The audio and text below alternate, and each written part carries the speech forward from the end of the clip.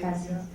Bueno, yo creo que no creo que ni Humala ni Toledo estén cruzando los dedos para que gane Susana Villarán. Creo que Alfredo Torres y Fernando Cuesta son los que están cruzando los dedos para no haberse equivocado tanto. Porque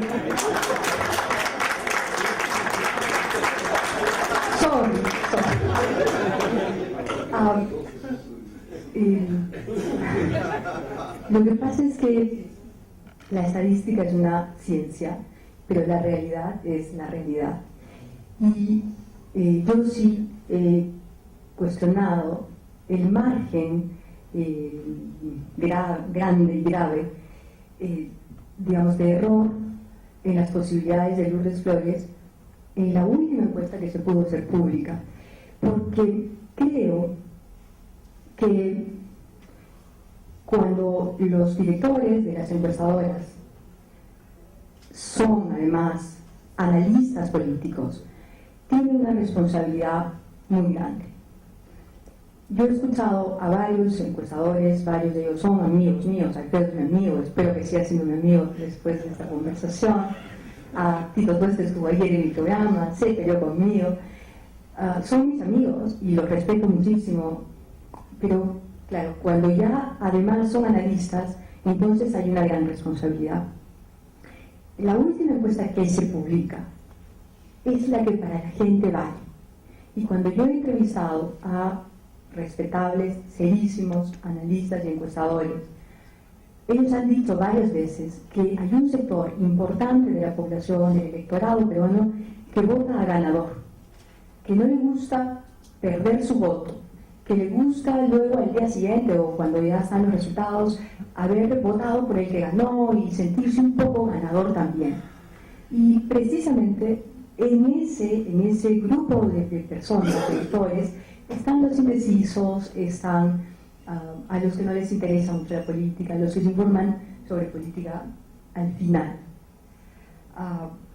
Entonces, si usamos el margen de error a favor de una y en contra de otra, porque de otra lado yo no entiendo los 17 puntos que establece de diferencia entre una y otra la Universidad Católica, creo que luego tenemos que asumir con cierta serenidad que nos critiquen o que algún periodista antipático como yo diga, oye, como en estadística tantos puntos es error, ¿no? Porque son muchos puntos. Ahora, no se equivocaron tanto con Susana, porque Susana pues le dieron 13.41 una semana antes y ha tenido o tendrá 38.5 hasta el momento, y por ahí irá la cosa, ¿no? Bueno, de repente un poquito más, un poquito menos, pero digamos la diferencia no es muy grande. Pero en el caso de Lourdes, que tenía en algunos casos 26 según la Católica, 28 según Ipsos Apoyo, pues luego tiene 37.5, por lo menos hasta el 73.8% de las actas contabilizadas. Entonces, claro, el error es mucho. Y en una campaña tan polarizada, donde estamos los periodistas de metiches, donde en fin, se combinan alianzas claramente, y cada sector de esas alianzas se ocupa de una base social, de un sector social. Digamos, uno tiene que tener cuidado, y si no, por lo menos advertir que esa cifra no quiere decir mucho, que esa es una fotografía del momento. En fin, creo que hay una responsabilidad y hay un compromiso. Yo creo en el intelectual que se compromete con lo que piensa, con lo que defiende, creo que se compromete. Y mi crítica hacia mis amigos encuestadores, es una crítica cariñosa, bueno, yo soy un poco pesada, pero digamos, es por ahí, porque yo creo que no podemos olvidar el sector de gente que quiere votar a ganador y que termina siendo inducido, sin querer seguramente. Peor cuando hay una campaña en la prensa a favor de una candidata, porque no podemos negar que el noticiero del Canal 4, que la mayor parte de la cobertura de Canal N y que El Francotirador, que es un programa con un enorme rating, han hecho campaña a Susana Villarán. Ellos han sido susanitos en sus estilos, pero han sido. Y lo han sido tenazmente. Un poco también el programa de Rosa María Palacios, no tanto, ha tratado ella de... Pero había pues un tono claro al referirse a la pregunta, al plantear la pregunta. Lo mismo lo hemos sentido en RPP, ¿no? No en todos, pero también en los programas más sintonizados. Y digamos, estoy conversando con un grupo de personas absolutamente informadas. Creo que no estoy diciendo nada nuevo ni nada escandaloso. De otro lado, soy periodista hace varios años, hace 20 años, he trabajado en medios escritos, en televisión abierta, en televisión de cable, ahora trabajo en televisión de cable y en internet, y yo sé el poder de influencia que cada tipo de medio puede ejercer. La capacidad de la prensa escrita para influir, para convencer, para seducir a un ciudadano, en realidad no es mayor, no es trascendente. El periódico, la revista, influye en el sector que dirige, en el que toma las decisiones, porque además evidentemente implica más reflexión, y el medio ofrece el espacio para la reflexión. La televisión de cable es parecida, tiene ese tipo de influencia. Y me refiero, cuando digo a los que dirigen, me estoy refiriendo a personas de todos los segmentos de A, B, C, D, E, que son los que se informan en sus familias y que además, o en sus sectores, en sus barrios, en sus gremios. Entonces, no tiene que ver con el AB. Además, no nos olvidemos que el periódico, la revista, la televisión de cable se paga. Por lo tanto, quien paga evidentemente tiene un interés, pero además quien gasta su plata en informarse tiene un nivel. La televisión abierta no se paga, y la televisión abierta tiene mucho que ver con una descripción que ha hecho, no a propósito de la actual televisión peruana abierta, Mario Vargas Llosa. No sé si recuerdan este artículo sobre la era del bufón. Hace poco, refiriéndose a este pastor norteamericano que propuso quemar el Corán el 11 de septiembre, pues, que pudo haber ocasionado una serie de desgracias, ¿no es cierto? Vargas Llosa escribió un artículo que me pareció muy interesante, titulado La era del bufón. Y claro, si uno lo lee y lo sustrae ciertas partes del contexto en el que él sitúa el artículo, uno ve un poco lo que está pasando con gran parte de los comunicadores más influyentes en nuestro país, ¿no? Magali, Jaime, Bailey, son una suerte de bufones. Hace un momento decía Alfredo, la tombo política, lo decía Juan, la tombo política, tombo también es un bufón popular, y no estoy insultando, los bufones, el origen del bufón es entrañable, pero digamos, cada uno es como puede, ¿no? Entonces, la televisión abierta tiene que tener, demanda, para ser exitosa, una cuota, sino de renuncia y de convertirse en bufón, de convertirse en amarillo, de involucrar en la cobertura de información policial, contra sangre, contra tierra, contra llanto, ¿no es cierto? Y bueno, cada uno hace pues la televisión que quiere hacer. Muy bien, pero en esa era del bufón, una televisión muy popular es la televisión que Jaime Bailey lidera en este momento. Y Magali sigue a Bailey. De hecho, Magali también expresó su decisión de votar por Susana Villarán y Bailey no lo expresó, ¿no es cierto? No los gritó en el oído 60 y tantas noches, pero no solo hablando bien de Susana o traduciéndola, porque en realidad fue su traductor, Carlos Ferrero se va a poner celoso, fue su traductor y fue, yo no diría que el caudillo que se volvió un dictador, Juan, fue el verdugo de Lourdes Flores, ¿no? Y luego fue alguien que publicó audios obtenidos de manera ilegal y los bendijo porque es el Papa en este momento. Yo tengo allí una crítica importante respecto a la oferta y la demanda, ¿no? El suponeo existe en tanto haya medios capaces de publicar, porque si no, ¿para qué chuponearían los chuponeadores? O sea, ese tipo de extorsión no resultaría y no sería un negocio si no hubiera quien se prestara a su publicación. Entonces, a mí me parece que esta campaña ha sido una campaña abusiva y de hecho el abuso en sí mismo ya es deplorable. Creo que ha sido por el lado, digamos, a quien haya beneficiado y a quien haya lastimado. Creo que ha sido una campaña sin equidad, una campaña fea, pero también altamente polarizante y que ha creado una suerte de confusión en muchos electores. Un sector importantísimo del ABC del país que no votó por Ollantaytamala, pero por un tema de modelo, ¿verdad? O sea, lo que Humala propone se parece mucho a lo que Chávez ejecuta. Y claro, yo no quiero que mi país se maneje de esa manera. Pero ese mismo sector, o desde ese mismo sector, ha habido un porcentaje altísimo de gente que ha votado por Villarán, teniendo Susana Villarán los mismos socios políticos que Ollantaytamala.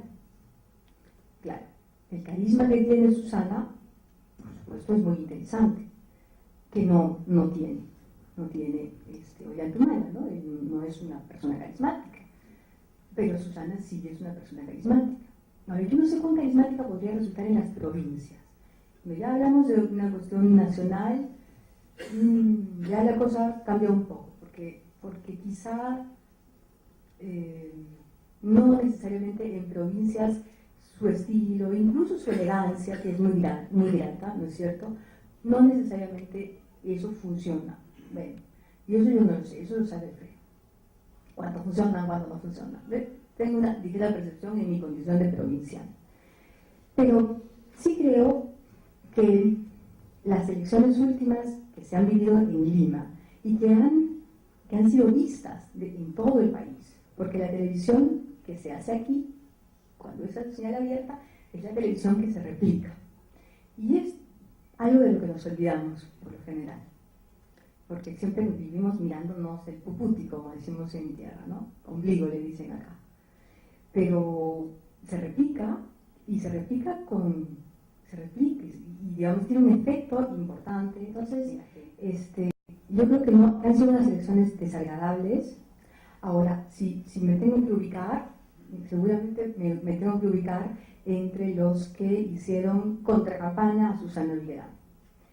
Y entonces, claro, ustedes me dirán, ¿por qué hiciste contracampaña a Susana Villarán? Bueno, no fue mi intención hacer contracampaña a Susana Villarán. Le hice una entrevista antipática a Susana Villarán, como creo que había que hacérsela, porque había que preguntarle a una persona con sus posibilidades, porque se había asociado políticamente a Patria Roja MNI. Y ella dijo que ellos habían cambiado, que su estilo era muy moderno y muy diferente ahora. Pero entonces yo le mostré las grabaciones de los líderes del MNI apoyando a las FARC. Le mostré un documento donde suscribían una propuesta de Hugo Chávez respaldando a las FARC. Y ella se fastidió muchísimo, se incomodó muchísimo. Y esa entrevista la hice a través de la internet, todavía en nuestro canal, que es un proyecto noticioso. No estaba en el cable, estaba solamente en internet.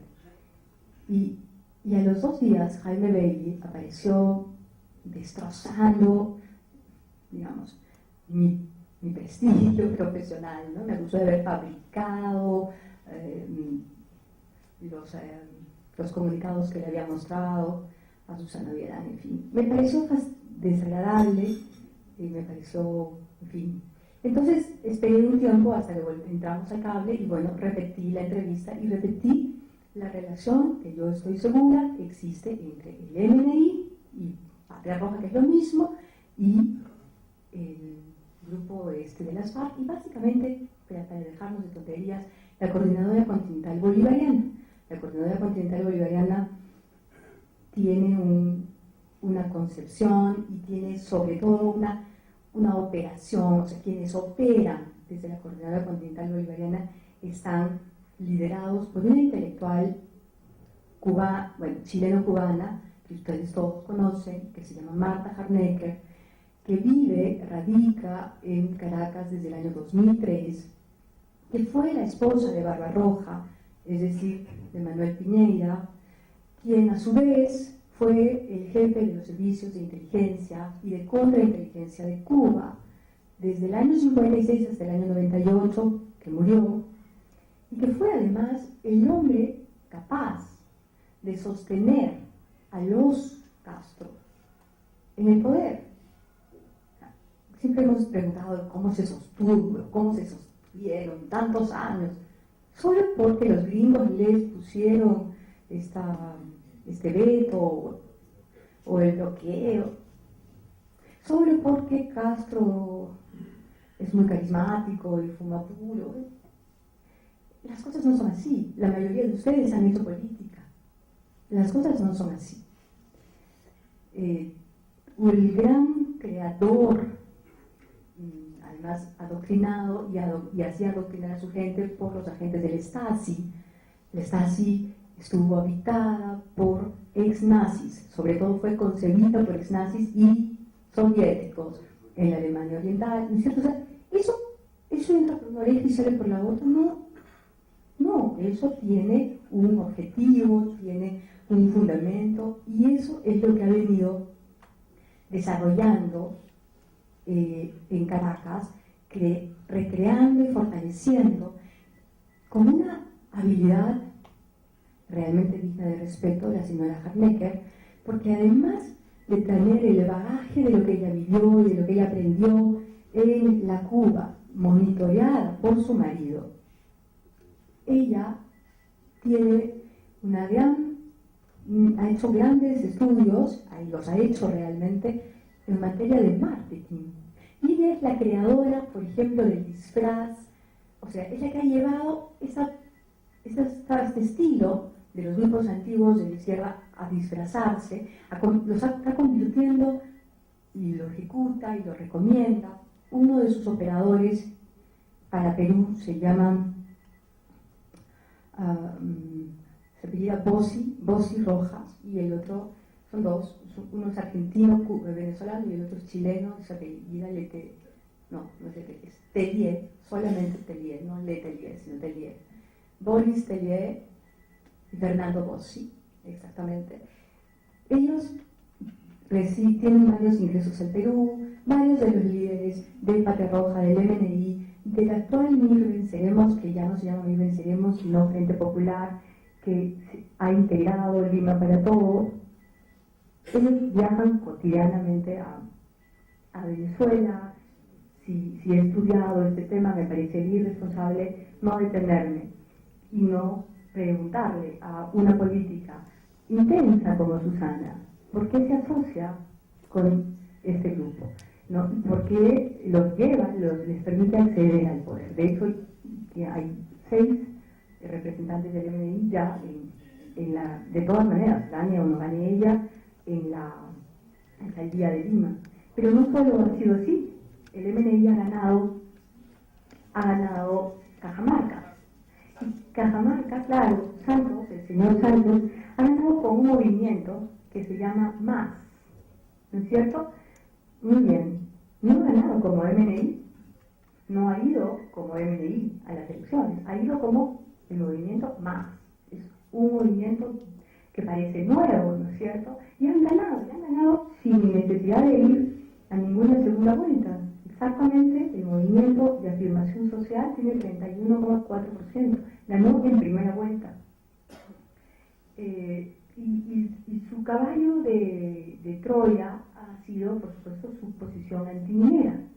Y lo que ha ofrecido el señor Santos en su campaña, a mí me tiene de todas maneras llamar la atención. Lo conversaba con Miguel el domingo.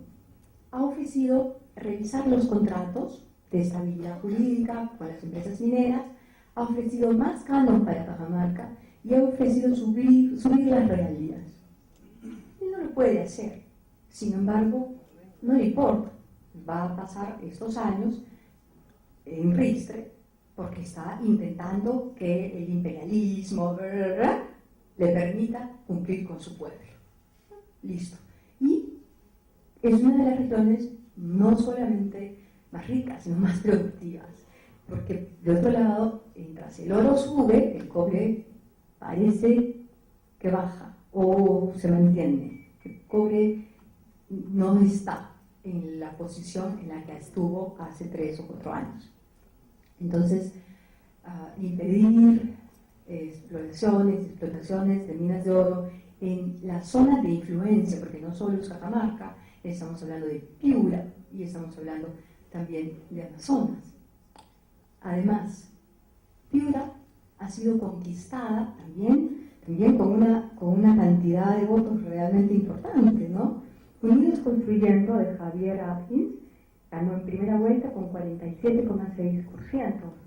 El señor Atkins tiene fama de ser un buen gerente, pero desde su vicepresidente hasta el último de sus consejeros son integrantes del Partido Nacionalista Peruano.